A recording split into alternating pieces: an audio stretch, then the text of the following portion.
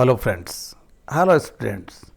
मैं आज आपके सामने एक मैथ्स का, गणित का एक अपवाद लेके आ रहा हूँ। जानना जरूरी है, 12,1200 हो, 12 को हम अंकों में क्यों नहीं लिख सकते। आपको मैं ये टास्क दे रहा हूँ। 12,1212 means 12,1212 means 12,1212 you have to write in numerals. ठीक है, 12,1212 को हम अंकों में क्यों नहीं लिख सकते, जानिए इसको कि ऐसा क्यों है। 12,1212 को हम अंकों में क्यों नहीं लिख सकते, ये जानना जरूरी है आपके लिए। और ऐसा क्यों है, मैथ में कई ऐसे अंक है जिसे हम शब्दों में तो बयां कर सकते हैं लेकिन अंकों में नहीं लिख सकते हैं। इन्हीं में से एक अंक है 12,1212, जिन्हें आप अंकों में नहीं लिख सकते हैं।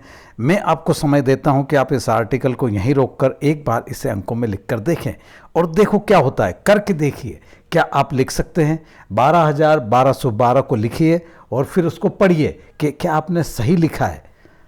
देखिए, यकीनन आप ऐसे लिखेंगे। क्या होगा जब आप लिखेंगे, मुझे यकीन है कि आप इसे 12,12,12 मीन्स आप 12,1212 को ऐसे लिखेंगे। लेकिन अगर आप इसे ध्यान से देखेंगे तो यह अंक बिल्कुल ही गलत है, क्योंकि जब हम इसे पढ़ेंगे तो 1,21,212 हो जाएगा। आइए अब हम जानते हैं कि ऐसा क्यों नहीं कर सकते।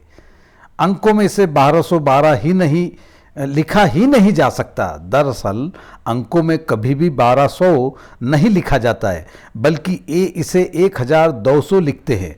इसलिए अंकों में जब हम इसे लिखेंगे तो 1200 को 1,200 लिखेंगे और 1,000 को 12,000 से जोड़ लेंगे तो यह 13,000 हो जाएगा। यानी अगर हम 12,1212 को अंकों में लिखेंगे, 1212 को अंकों में लिखेंगे तो इसे हमें कैसे लिखना होगा।